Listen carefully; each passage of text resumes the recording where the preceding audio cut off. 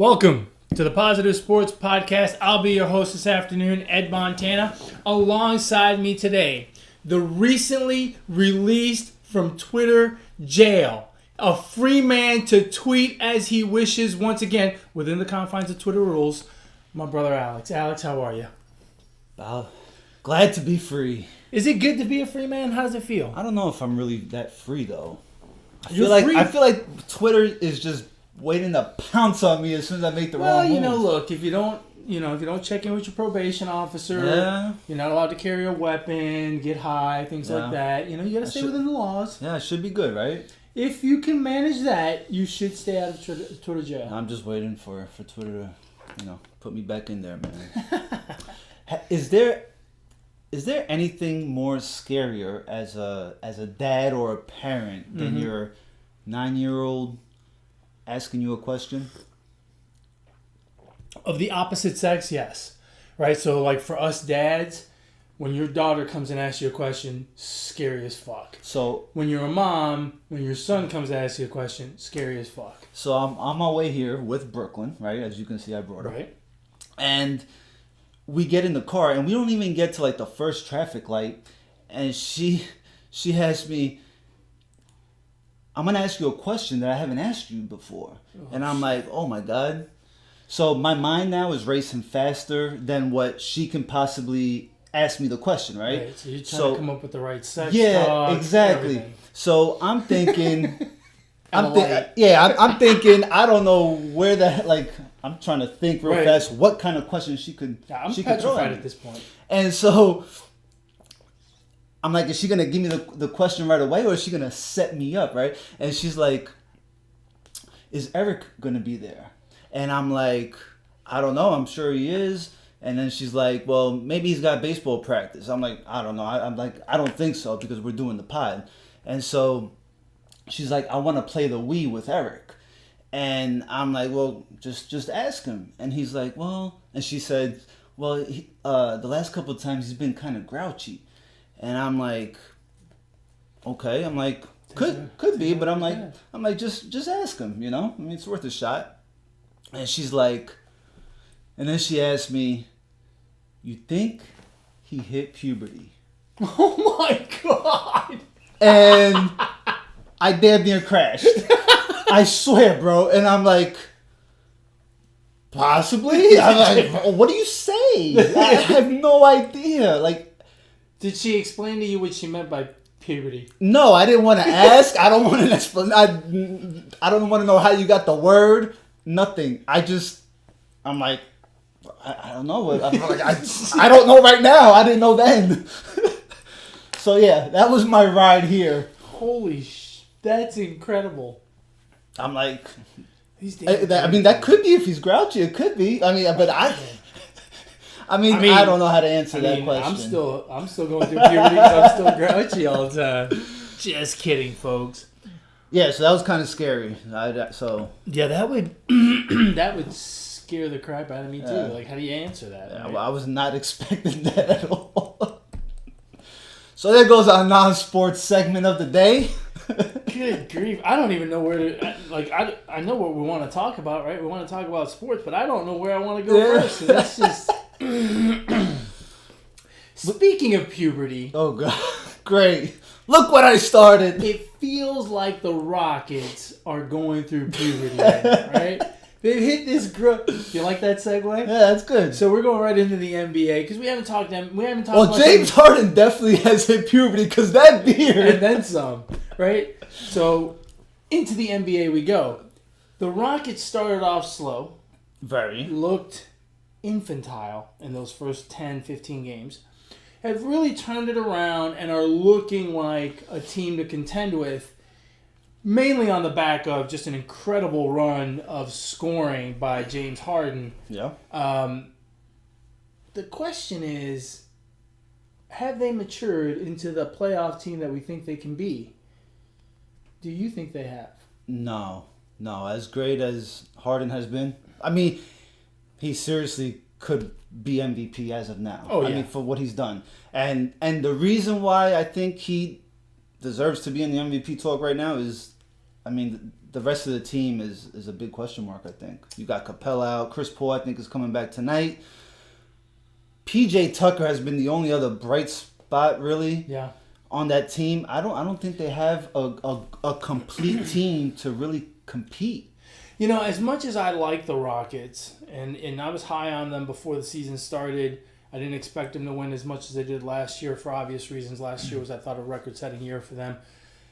The fact that Chris Paul has been out for so long, and maybe I'm overstating this because Chris Paul is a veteran, and you know he should be able to relatively seamlessly get back into the groove of things with Harden. But I think it's going to take him time to gel again. And you brought it up, and I think it's a very good point about this Rockets team. They're going to miss Capella. Capella is a big plus for that team. He crashes the boards well. He's one of the few guys that plays defense on that team. You know, they're going to miss him, and he's out for, I think, 6 weeks. Yeah. So he's got another 5 weeks to go. About. So that puts us at the end of February, maybe first week of March. Right? No, it puts us into the middle of March. February was a short month. Mm-hmm. So is that enough time to really get back in? Right. I mean, the playoffs start shortly, you know, at the end of April. That's a tough go for that team. And Chris Paul. My point is, they're still going through puberty. Yeah. Yeah. And Chris Paul, you know, he's like, what, 34 years old? I mean, you don't know how healthy he's going to come back. Not a young guy. You don't know how healthy he's going to really come back. Yeah, you have to wonder if he's even going to be able to go, right? I mean, not is he going to be able to go? He's going to be able to go, but at what point is he going to just break down again and have another injury, a hamstring or a quad or whatever? Yeah, well, it looks like they'll be in the puberty stages all year long. That's a great segue. So since we are talking NBA, because we haven't talked any NBA up until right now. The football playoffs just kind of ate us up, right? What's been your biggest surprise or disappointment? Either or. I'll go disappointment. I really thought the Timberwolves were going to be better than they are, and I actually thought getting rid of Jimmy Butler. Well, I take it back. Before the whole Jimmy Butler saga, I thought they were an up and coming team, mm-hmm. and now, you know, they got rid of Butler, which I think was the right thing to do, but, you know, it sets the team back, but I think it would have set the team further back had he still been there. And then they fired their coach, which I don't really understand why what he was getting out of Rose is more than anyone's ever gotten out of not ever, but it's since he's been injured. Right. I mean, he's by far been the best version of Derrick Rose we've seen. And yet they went and they fired him. And so now the team is, in my opinion, in complete disarray. You really don't even know if Karl Anthony Towns wants to be there or not. I feel like he could be as good as maybe an Anthony Davis. But with all the turmoil, who knows? And Wiggins, to me, is still not quite the piece that needs to be there. He's probably been the biggest disappointment. Yeah, well, he's been a disappointment. Or one of the biggest disappointments. Yeah, he's been a disappointment throughout. Really. So, how about you? Surprise, disappointment? Go disappointment. So we do disappointments first. Disappointed. I'll probably say, man, I don't know. I can't think of it. I can't think of one. I'm kind of stuck there. I'll give you a surprise. I mean, my surprise has been the Nets. Oh, yeah. You know, they've had a bunch of injuries this season. They don't have this star player, but all of a sudden D'Angelo Russell's kind of emerged as a star player. Yeah. They got a young center, Jared Allen, who's playing great defense. He's only like 20 years old, man. Yeah. I mean, he's putting up pretty decent numbers. Dinwiddie's playing good. The other point guard for the Nets. I mean, they have to be the biggest surprise in the league. I think they're just 4 games behind the Celtics, who are they're in the 4th spot or the 5 spot. The 5 spot. Yeah, they're in the 6th spot right now, which is not bad because that means they avoid the Sixers and the Celtics the way things stand right now. There's a lot of basketball to play. Things will move around, so we don't know. And they've played. The thing I like about the Nets, they're beating the teams they should beat. So when the Atlanta Hawks come to town, they beat the brakes off of them. But then they're stealing a few wins here and there against good teams. Yeah. So that's usually a good recipe for a team for their season. My big surprise is the Denver Nuggets. The Denver Nuggets are I have two. I'm gonna take two because it's my show and I want to. The Denver Nuggets have been a surprise. They're playing good basketball. The Sixers just came to town over the weekend and they beat the brakes off the Sixers. They did. They're a good team. Right now they're the 2 seed. Only a game and a half behind the Warriors, and the Warriors have won 10 in a row. So it's not like the Warriors have won 10 in a row and they still haven't run away from Denver. My other surprise, and this one isn't as big of a surprise, but that kid down in Dallas. I know he's a rookie, but my goodness, Doncic is that kid is for real. I mean, he's the size of him, how he's doing it all. He's the next Dirk Nowitzki, right? I mean, that maybe a little bit faster, a little bit more able to post up or drive the lane. I wouldn't go there yet. He still has his sophomore season coming up. But he's looking the part. When you think of who to compare him to, I mean, big guy who can shoot. I mean, he can shoot from anywhere. I really hope they figure out the situation with Smith, the guard, right? Dennis Smith. Sounds like he's out of there. Yeah, Dennis Smith. He came back. Well, he's been hurt and he was supposed to come back and didn't come back, and so there's been a little back and forth, and there's rumblings that he's not happy about the offense not being his, that they've kind of handed it over to Doncic. But if he decides to come in and be a part of the show, that's a good one too for a young team. Yeah. I know the NBA these days you got to have 3, or if you're the Warriors you get 5. But you got to have 2 before you can have 3. If I was Dennis Smith, I would just suck it up because I understand where he's coming from, because last year he was kind of the guy there, right? Mm-hmm. And then all of a sudden you got this rookie that comes in and now he's the guy. I mean, if we can just meet in the middle somewhere and find a way to play together, that could be a good up and coming team for maybe next season or the season after. Right. I mean, if you look at them, really they look a lot like, dare I say, Kyrie Irving and LeBron James in Cleveland, and with not as big a gap, because I don't think the gap, certainly in experience and just leadership in general, is as big between Doncic and Smith as it was between James and Irving. Remember, LeBron James, very, very well established, clearly the best player on the planet. Kyrie Irving, very good, but young, kind of had to, defer to LeBron a lot. This is a situation where both of them, if they work together and put their heads together, they could kind of be co-pilots on this Dallas Mavericks train. Denver Mavericks.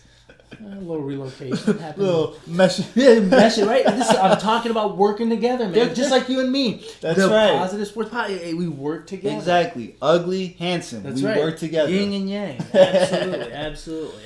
So speaking of Kyrie Irving, now that you brought him up, as great as he's been playing, because he's really been playing awesome basketball, I'm disappointed in him. I'm disappointed because he felt the need to apologize to his teammates. I don't like that he apologized. I don't think he... About what?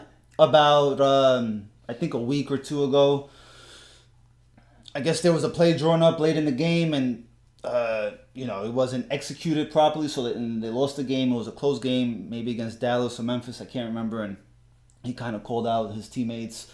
I mean, and then 2 weeks later, or not 2 weeks later, I'm sorry, then came out after that he and LeBron spoke over the phone, whatever. I don't care about that because I have no proof of that. But then he actually went on and apologized for, calling out his teammates. And I'm like, there's no need to apologize. Do you want to lead or do you not want to lead? That's it. That's why you left in the first place. Yeah, right? Because you want to lead a team. That team has been a bit of a disappointment. I still think, I'm going to get roasted for this, I still think that's the best team in the East. I agree. I still think that's the best team in the East. Did you watch? And I still think that the Sixers are the second best team in the East. They're also the first in terms of most confusing. But I still think talent for talent, I think the Celtics are 1, the Sixers are 2, and the Raptors and Bucks are tied for 3rd. I don't think the difference is humongous. Right. But that's the way I would slot them right now. Okay. So the Celtics have been, obviously if they're the 5 seed and I think they're the most talented, they've been a bit of a disappointment to me.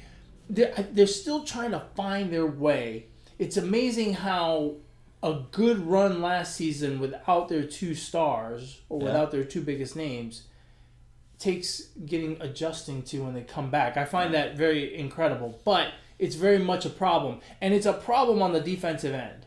They don't seem to know what they're doing defensively. They can't figure out how they want to defend the other team's key players, and it hurts them. It hurts them, and it hurts them at the end of games. Yeah. They got to figure that out. Otherwise, it's going to be another disappointment. Another disappointing season. English is really hard. It is. Yes. Another disappointing season for the Celtics come playoff time. Well, they played the Warriors tough Saturday night, so they gave us a pretty good game. I think the Celtics are they need a big man, but I don't know that necessarily means going and trading for Anthony Davis. But that would be nice. It would be, but you're just going to be subtracting or addition by subtracting. Then again, there's going to be 28 other teams that think that would be nice as well. So they have some work to do. And then staying in the East, I mean, can someone give me the instruction manual to the 76ers? What is going on there? There's a lot of talent.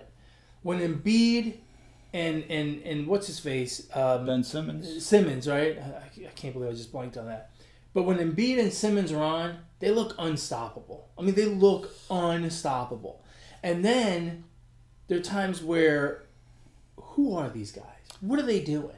I don't understand it. They're missing Markelle Fultz. I'm just kidding.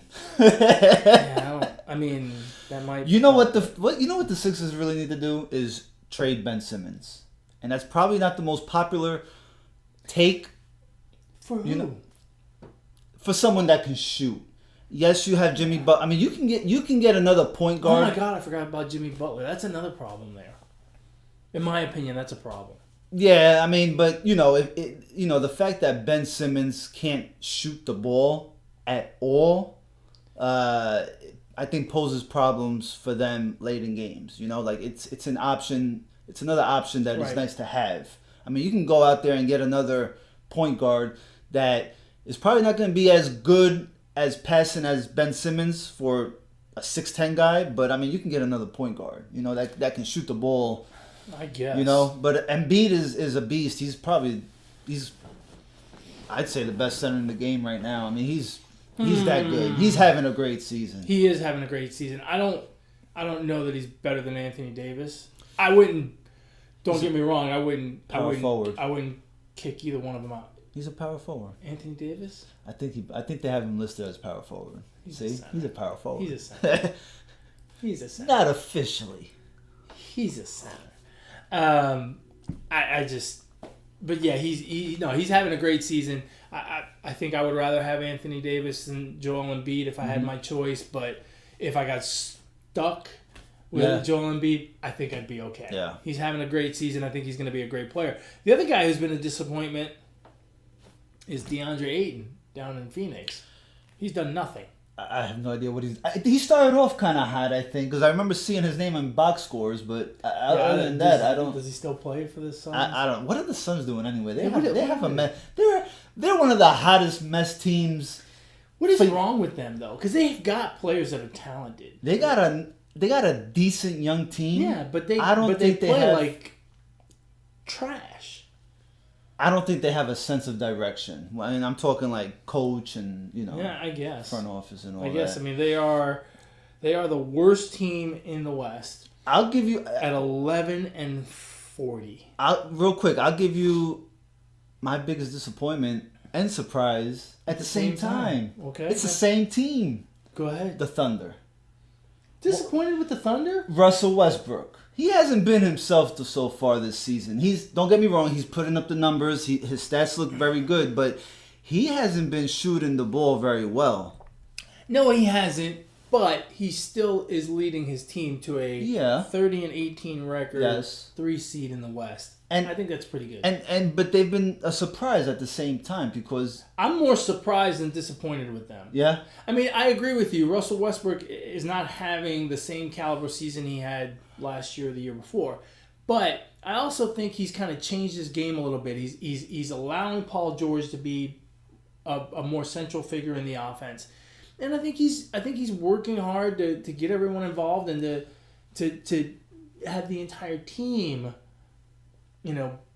be good and shoot better and make better selection of shots and whatnot. And so I think he's sacrificing himself a little bit for the good of the team, and it's showing because at 30-18, to me, that's a bit of a surprise for them. And Paul George is playing lights out. Yeah, he's playing really good basketball. That guy. He is. He is playing good basketball. The Warriors started off kind of iffy. Curry got hurt for a while.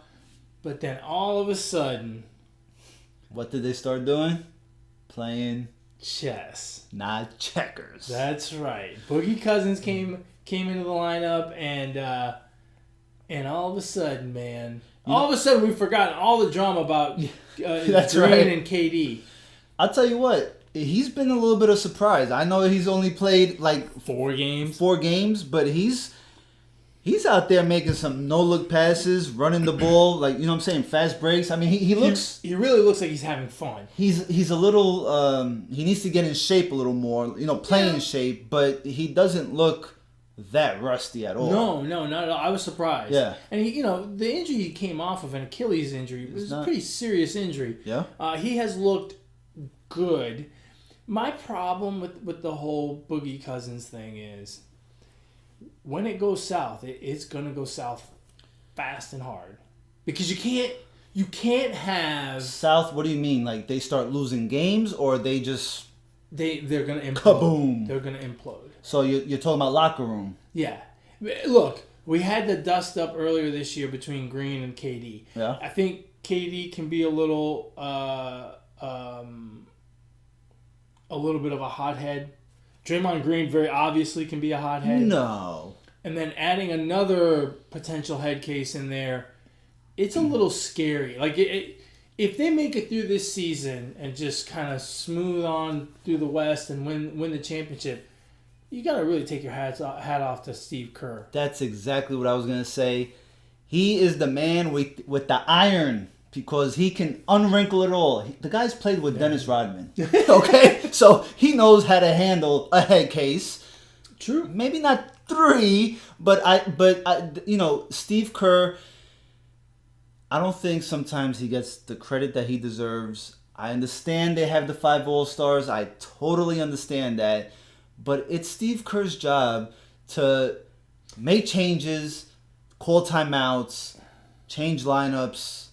It seems to me that his role as manager is more important than his role as coach. I feel like X's and O's, he can be average. Where he needs to be above average is manager. What I mean by manager is managing people. Yeah. And he's managing those 12 guys in the locker room. So, but he's done a masterful job before, and I think obviously it's a new wrinkle now to have Boogie Cousins in there. But if anyone can handle it, I think Steve Kerr can. Yeah. Speaking of which, speaking of coaches handling their stars, we're finally starting to get some drama in LA. LeBron's been hurt for a while, and so it's been a little bit quiet, but now it's starting to come out that he doesn't like Luke Walton. Or he doesn't want Luke Walton. Get the out of here. He doesn't like him, or doesn't like his coaching style, blah blah blah. Which, look, it's amazing.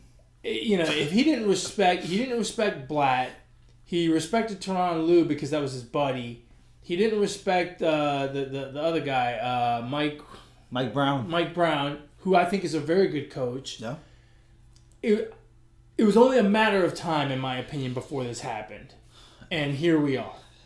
It's happened. I mean, he's ready to get somebody fired. I mean, I got a feeling this is the time of the year, also, right? Oh, that yeah, this starts it's always happening. right before the All-Star break. It's amazing. I mean, I don't get it. The dude's not even playing. Maybe this is a way to, because LeBron still has 3 more years left in LA. Okay, he's gonna be in LA. All right. Maybe this is a way for him to get Walton to make a move, go to Magic Johnson and say, "Hey, let's freaking make a trade." Like, to him initiate that, you know? Maybe. They need another piece. They don't have anything really to. I mean, Kyle Kuzma, may develop into that guy, but they really don't have anything to complement LeBron at this point. I mean, Rajon Rondo, Ingram. I don't. Ingram. Ball is not that. He's not having a bad season. He's not having a good season. Look. I've watched some of the Lakers I am game. out of the Lonzo Ball sweepstakes. I'm out. I'm ready to sell. I'm out. Ready to sell? I don't think he's a good player. He's not going to be. Look, how do you succeed in the NBA? 3 stars and a good bench. Yeah. He is not going to be one of those 3 stars. And I don't even know if he's going to be that good coming off the bench. I've watched some of the Lakers game. He's surprised me in some games. I mean, I've watched it too, and you see some glimmer, but I know he's definitely not that guy, right? No, definitely bench player, 6-man, possibly. They need to make a move. They do because LeBron's not. Well, LeBron needs to make a move. LeBron's not moving anywhere. GM. No, I'm talking about GM LeBron. I guess. The other nice surprise, man, we've been going back and forth. There's a lot of surprise. Every team's a surprise. I'm surprised they're even playing basketball this year. Surprise, bitches. Basketball. Who plays basketball anymore? What the hell is this game? Not a great surprise, but best record in the East. So that to me is a surprise because I didn't expect them there, and that's the Milwaukee Bucks. No. The Greek Freak. Is there a more entertaining guy to watch in the NBA right now than the Greek Freak? Is there a more flashier, under the radar guy? I don't think he's under the radar anymore. It feels like he is. You think so? Yeah, he doesn't. I mean, do you watch ESPN? Have you ever seen Bucks highlights? They're all about the Greek Freak. But no one else. If you watch ESPN, you would think every single night it's Denver 103, the Greek Freak 101. I haven't noticed. To be honest. And the Bucks haven't even been on primetime that much. Yeah, no, they haven't been on a whole lot. I think the Sixers have been on more than they have. The Sixers have been on a lot, quite a bit, yeah. But Philadelphia's a bigger market, I guess, than Milwaukee. Yeah, and see, and the Bucks are another team. I don't know if they have enough. I mean, I can't. I'm sorry, Milwaukee. I can't name another player on that team. Eric Bledsoe. Chris Middleton, is he on that? Bledsoe's playing good ball. He's been kind of the Robin to the Greek Freak's Batman. I think they're an excellent team. They don't have the best record in the East for nothing. Well, part of it may be the falterings of other teams like the Celtics and the Sixers, but I think they're going to give people a run for their money. Now, are they going to be good enough to hang in a 7-game series with against a veteran like Kyrie Irving and the Celtics? I don't think so personally. Are they going to be able to handle the talent of the Sixers?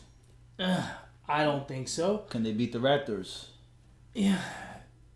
If they have home court advantage, yes, because the Raptors are horrible on the road. It's a completely different basketball team. Can they beat the Pacers? Well, Oladipo's out for the year, so I'm kind of writing off the Pacers. Yeah. I mean, I hate to do that, but the fact of the matter is, Oladipo is very much the engine that makes that team go, and he's gone for the year. I didn't think they were a great team to begin with. But even when he missed a couple games earlier in the year, they still had a winning record. I mean, they were. Yeah, but I think they were formidable. I think now that he's gone, I don't hold out much hope for Indiana. That's so just me. Indiana's what, in 4th? No, they're 3. They're 3. Okay, so Sixers 4, Celtics 5, Brooklyn 6. The Heat The Heat at 7 and Charlotte at 8. They've been kind of a surprise. Charlotte, yeah. Kemba Walker's having a monster year. The Pacers, and for all the Pacers fans, whatever Pacers fan listen to us. Oh, we've got a ton of them. We're big in Indiana. We are? Oh yeah, you're right. We checked the stats the other day. Yes, we're huge in Indiana. You're the 3 seed. Your star player you already know is out for the season. Do you buy or do you buy at the trade deadline? I mean, do you buy or sell? You know, I think theoretically you buy, right? Because you are the 3 seed. But in the NBA, it doesn't feel like there's really that much of a buyer's market. There don't seem to be blockbuster trades at the trade deadline in the NBA. Maybe that's just my perception, but I can't think of a big blockbuster trade at the deadline. That seems to be the NBA seems to live and die by free agency in the off season. But what I'm saying is, I mean, if you're the GM of the Pacers, you can't lose grip of this thing, right? No, I agree with you. You're sitting at 3, especially at this point. I mean, we're in January now. We only have 3 full months left. Yeah, I mean, you've played more than half the season now. Right. Do you go out there and you sacrifice a couple future picks? If you can get an impact player, I think you do it. If you're the Pacers, and really you got to do the shopping. The thing that sucks for them is everyone knows they're on the tightrope, right? So people are going to try to fleece them. Yeah, it's tough. And then just one thing I want to say, and I probably won't say it again for the rest of the time we talk about the NBA. Uh-oh. What the fuck are the Knicks doing? Dude, come on, man. You know what they're doing. You know what they're doing. Again? What is it? Losing. Don't call it losing. It's called tanking. You think they're doing that on purpose? They're losing to win. What are they down calling the line? What are they calling it this year? Tank for Zion? I don't know. You know, they've always, like when Andrew Luck was coming out of college, it was like suck for luck. I know. What do you call it now? I don't know. But I've heard a phrase, and I don't know what it is, though. Zion's not going to be enough for that team. That what? He's not going to what? He's not going to be enough to make them respectable. Oh, no. They need a whole lot more. I mean, if they got Zion and then got a couple of forwards and a couple of guards, I think they'd be pretty good. You think they'd be pretty good? I mean, I don't know what the hell they're doing. It is so frustrating. I don't know. It's terrible. It's such a... There's really no explanation. Yeah, it's awful. It's awful. James Dolan just needs to sell the team. That guy's been an issue with that. He's not. Something's not. There's no consistency there. Something's not. Different coaches. Something's not right with that team organizationally. I agree with you. There's an organization problem there. I mean, we'll leave the NBA on this note. The New York Knicks won a first round playoff series in maybe 5, 6, 7 years ago, right? And they threw confetti from the ceiling. Okay, it was a first round series. Yeah. Well, that's like winning a championship in New York these days. So moving on to championships. Speaking of championships, we are a week away from Super Bowl 53, the New England Patriots against the Los Angeles Rams. Is it 53? Yes, I believe so. Or is it 54? It's 53. Okay. All right. Just making sure. You don't know. I don't. I was just testing. But before that, we had the real main event, the Pro Bowl today. Oh, yeah. Yes, we'll skip that one. Well, no. I do want to talk about the Pro Bowl for a little bit. No, we don't. I want to apologize. I owe you an apology. Oh, thank you, man. It's not often my brother apologizes. You and I have argued about Jason Garrett for a long time. Yes. And it's very obvious that he's the problem. His play calling during the Pro Bowl today was horrific. He lined up Alvin Kamara and Saquon Barkley at one point as defensive tackles. He had Ezekiel Elliott, Saquon Barkley, and no quarterback on a play. I mean, what is the guy doing? He clearly doesn't know what he's doing. He clearly doesn't know what he's doing.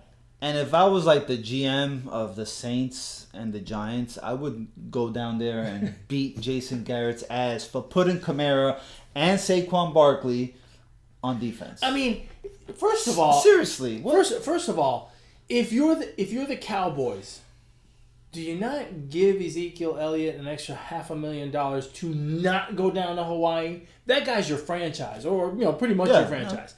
Do you, if you're the Giants, do you not give Saquon Barkley $500,000 to not even bother going to Hawaii? Claim he's got a sprained toenail or something. You don't want those. I mean, those guys are your franchise. No, I don't want those guys out there. I don't give a shit if it's a. I don't care if it's two-hand touch. I don't want them running around. Plus, it was raining today. They could have slipped. No. Yeah, but I mean, the NFL wouldn't allow for that. The NFL ain't gotta know. There's no way the NFL would. I mean, if you got a busted toenail, you got a busted toenail. Have you ever tried to play with a sprained eyebrow? Oh, plenty of times. Well, that's because you're different. I'm telling you, man, it's almost an impossible task. Yeah. Anyway, I mean, on to the real deal, Holyfield. Ooh. The Patriots and the Rams. I can't wait. I am excited. One of the things that struck me about this game is the difference in age, right, in the quarterback and coach relationship. You've got McVay and Goff, who are young, only have about 2 years in the league, right? And then on the other side, you've got Brady and Belichick, who have been in the league for a long time and have been together for a long time. Yeah. It just shows that everyone in the middle sucks. Out with the old, in with the new? Is that what it's going to be? Or either that or big advantage for the Patriots, I think. They've been through this ringer several times. Right? They've been through Super Bowl week and all that jazz. They know how to prepare for this game.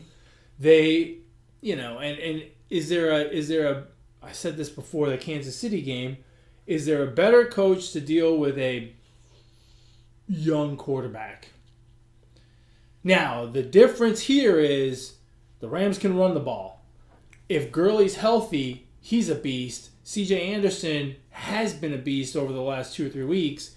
That's a big issue for the Patriots. If they can't stop the run, they've got a real problem, young quarterback or not. And that's where I think the game really turns, in my opinion. Yeah, if Sean McVay is thinking about splitting carries between Gurley and C.J. Anderson for the Super Bowl, they're going to lose the game. You think so? Yeah, you have to have Gurley out there. He's your best playmaker. Mm-hmm.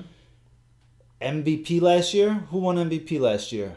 I don't know. I forgot, but he was a candidate. Right, he could have won it, right? I mean, he had a great. Could win it. If it wasn't for the performances that Mahomes and Breeze put up this year, he could win it this year too. Yeah. So I mean, this guy is damn good. Marshall Faulk 2.0. Yeah. Oh yeah. Right. Absolutely. So you have to have Todd Gurley in there and make the Patriots respect the run. Yes, absolutely. And the screen passes, the flats and all that stuff. So if he's not there 80% of the time, if you're having to split carries, then you're just overthinking it. And that's where young versus old coaching is a Mike, big gap. I don't think Sean McVay is going to overthink it. I think if we don't see Gurley on the field for 80% of the snaps, like you said and you suggest, and I agree with you, I think it's a health issue. His knee has not recovered from whatever the problem is, or his ankle or whatever. Last I heard it was a knee, but I mean no one's for sure what it is. Right. I think that's really one of the biggest keys to this game is how healthy is he? Because if he's not healthy and he's got to split the carries, I think if they can't run the ball, they're in for a long day. It's going to be tough. Yeah, I don't. Even if he's a little hurt, you still got to put him out there. You still have to put him out there. You have to make the defense respect the run game plan for the other team's best player. Let's go to the other side of the ball. The Patriots don't have, to me, the most electrifying offense that I've ever seen. Mm. They're good, but they're not Randy Moss good, right? Right. They had him. But the Rams don't have the best secondary. However, the two guys in the middle can really change the dynamic of that game, change the dynamic of that offense. Yeah. And that's Arnold and Sue. That's going to be, those guys have to be either the Patriots have to find a way to neutralize those guys, or those guys have to absolutely blow up that offensive line, or we're going to have a blowout one way or the other. Well, the Rams paid for this defense. They paid to have the best defense. So, and you can say the defense has gotten them this far, right? Yeah. I mean, when you look at their defense, hardly any of these guys were on this team. Yeah. You know, so if the Rams win, it'll be because of this defense. My concern with the Rams is that secondary. I don't think it's that good. I mean, Peters is a problem, and Talib isn't the same Talib he used to be when he was at Denver. Yeah, it's going to be an issue if they can neutralize or at least slow down Arnold and Sue. That secondary is ripe for the picking. Yeah, well, when you've got Brady at the controls, yikes. Well, I think it'll be a good chess match between what Wade Phillips throws out there and what Josh McDaniels throws out there for the Patriots. I mean, that's the thing about the Patriots, man. They just have such a, kind of like the Saints. They have an open playbook. I mean, they can go down the field and they can go slants. They can do so much. It just presents a problem for even a good defense. I think it's important for the Patriots to establish a run as well, in order to. That will help neutralize, I think, Arnold and Sue. No. Because if they can just pin their ears back and come. Because look, at the end of the day, the most important factor when you're watching this game is how dirty is Tom Brady. If his uniform looks like it just came off the rack, then you know the Patriots scored 38, 45 points, and the Rams couldn't keep up. I mean, it'd just be that simple. They got to get pressure on them. They can't let them sit back there and just pick you apart. I agree. It's a whole lot easier said than done. Yes, this is true. So, with all of that being said, go ahead and give us your prediction. I have no freaking clue. There's really just one question that answers that question. Do you think Tom Brady and the Patriots and Bill Belichick are going to lose consecutive Super Bowls in consecutive years? That's really the only question. That's got nothing to do with anything. I don't think they lose 2 in a row. So I'm gonna say the Patriots. I mean, there's no way they lose this game. It's hard for me to.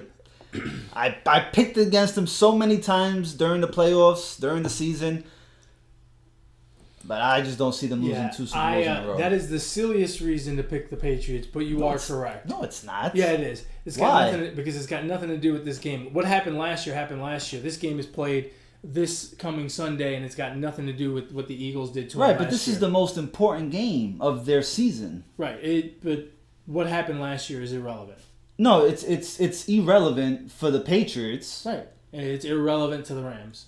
Right, it is. But if you have a Hall of Fame coach and you have the same Hall of Fame coach and same Hall of Fame quarterback that you had last year. Right. You got him this year.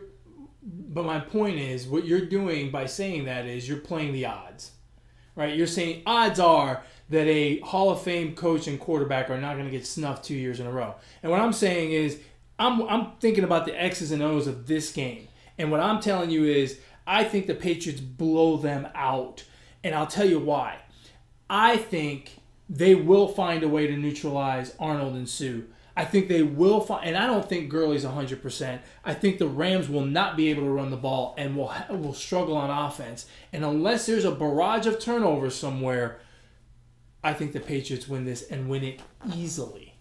I hope they don't win it easily. I want to see a good Super Bowl. Oh yeah, no. At the end of the day, unless it's my team, I'm always rooting for a close Super Bowl. But Yeah, I just don't. I don't see Mr. X's and O's losing 2 consecutive Super Bowls in consecutive years. There's just no way. So, you know, Yeah, it's hard for me to imagine that. well, look, he got outcoached last year. I mean, let's call a spade a spade. He got outcoached. I don't think he did. He got outcoached with the Philly special. He got outcoached by trying to run his own version of the Philly special, right? He overthought it last year. I think this year, I know this is going to sound terrible, but I think this year he's going to have more respect for the Rams, only in the sense that I think he's concerned about their running game. I think he's concerned about those 2 guys in the middle, and he's going to game plan to beat that team as opposed to trying to figure out some new wrinkle to add. And I think that's where he went wrong last year. And Belichick has done this before. There have been times where he has overthought things, and he's so damn smart that he just thought about it too much, tried to throw some wrinkle in, and fucked it up. And I think that's part of what happened last year. Give the Eagles all the credit because Peterson did a wonderful job. But I don't think he's going to make that mistake again. I don't think he's going to do that again. I think he very much respects the Rams' running game. He very much respects that front line that the Rams have. And I think it will cause him to focus on coaching this game and not adding some funky little wrinkle. Could be. Just one man's opinion. Could be. Who wins MVP? However right I may be. Don't they always give it to the quarterback? No, not always. I mean, don't they almost always give it to the quarterback? No. Cornerback has won it. Who's won more? Who's won more? Out of the last 52, I'm sure half of them are quarterbacks. Possibly. Tom Brady's going to win the MVP. Yeah, probably. I mean, if you had to bet a significant amount of money, would you bet on anyone else? If you're convinced the Patriots are going to win, who would you bet on to win MVP? I mean, yeah, probably Tom Brady. Well, there you go. I mean, there's always that. Everyone else to me is like a 50-50 shot. Yeah? Tom Brady in the field, that's a bet. I think I'd still pick Tom Brady. They got some good prop bets up. Oh, I haven't perused the prop bets. Give me some good ones. I don't know. I can't remember them. Is Tony Romo gonna hint where Bryce Harper's gonna go?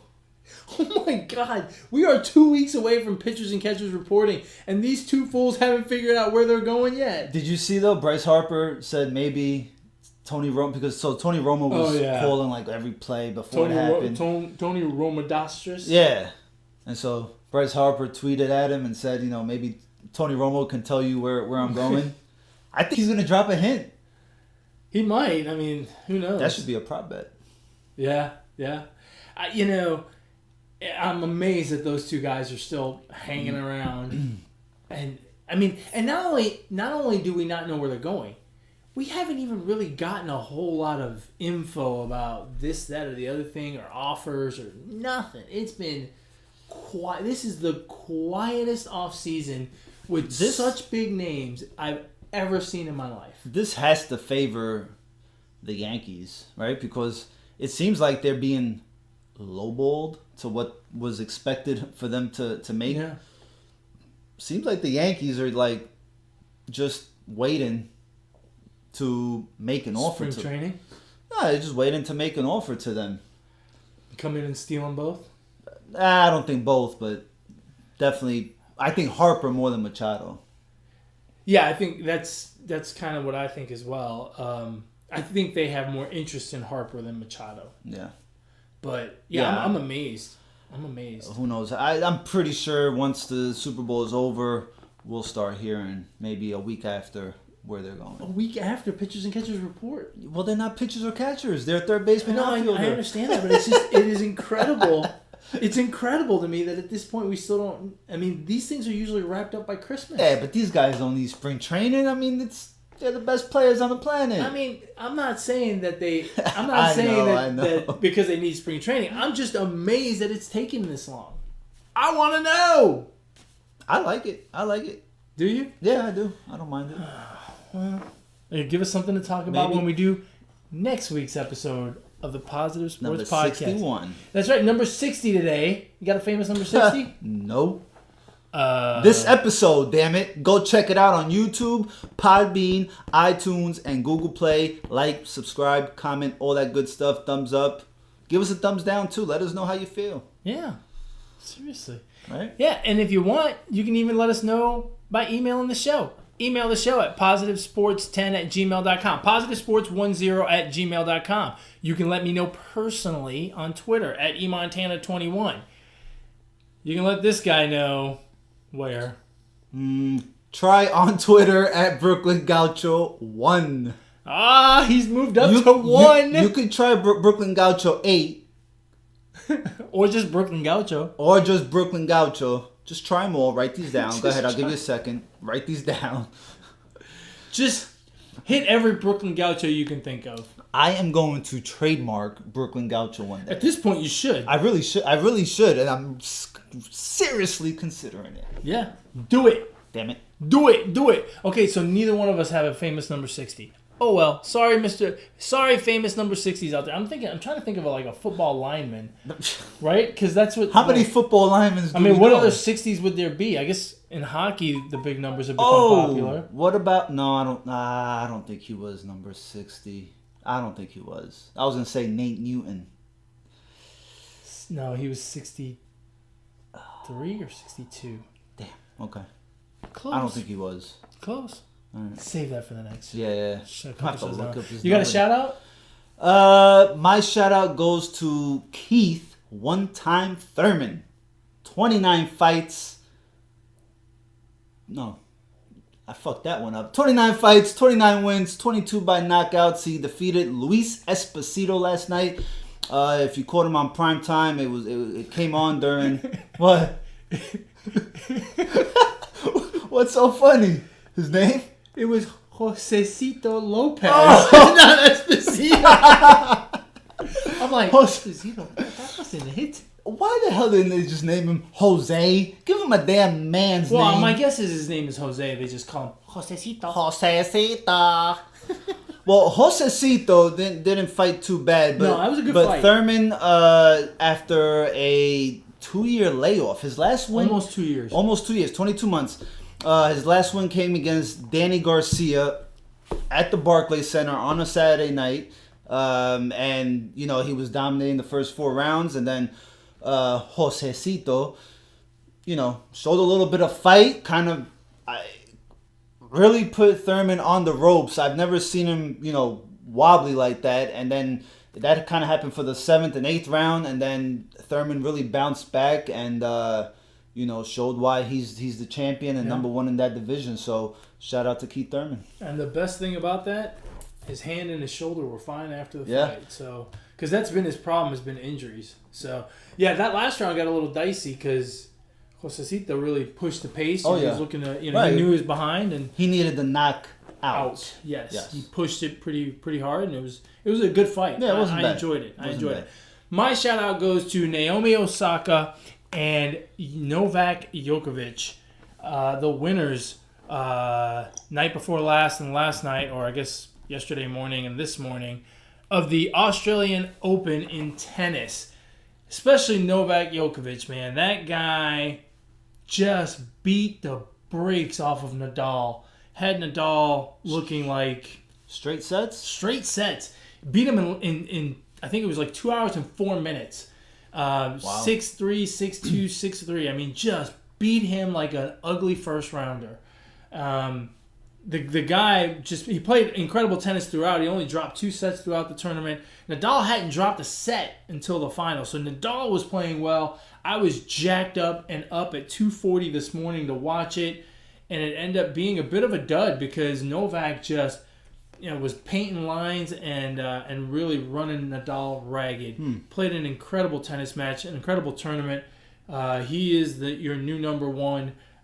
He's won the last 3 Grand Slam tournaments. So I think if he wins the French, he will have the Grand Slam. He will be the Grand Slam. He'll be a champion of all 4 Grand Slams at the same time, which doesn't happen very often.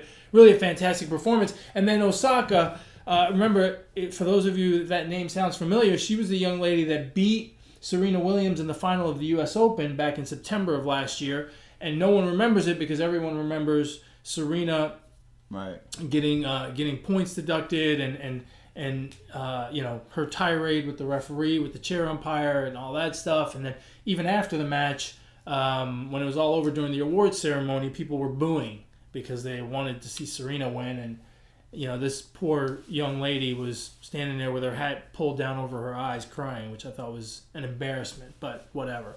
She turned in a great tournament. She played well throughout. She took the first set Saturday morning and then struggled a bit in the second set, had a couple of championship points and lost them, and then came back in the third set and really put it on Kvitova, I believe it was her name. A really good tennis match. So hats off to both of them. Your first Grand Slam champions of 2019, the Australian Open. And with that, I guess we're done for today, huh, buddy? Unfortunately, I can't wait till next week's episode though. You may not have to wait till next week. We may do one during the week. We got a guest coming on. Sweet. We may do with this guest. I don't know if we'll do sports or we'll just have some fun. I think she's likely to not give a shit about sports, so maybe we'll just have fun. Sweet. Either way, we're going to have fun talking to you guys. Like I said, as always, reach out to us via email or Twitter. Check out the podcast, the Positive Sports Podcast, on YouTube, iTunes, Google Play, Podbean, whatever platform you choose. Comment, like, subscribe. Let us know your thoughts. And with that, we've come to the end of another wonderful episode. As always, folks, ignore the negativity. Be the positivity. Peace.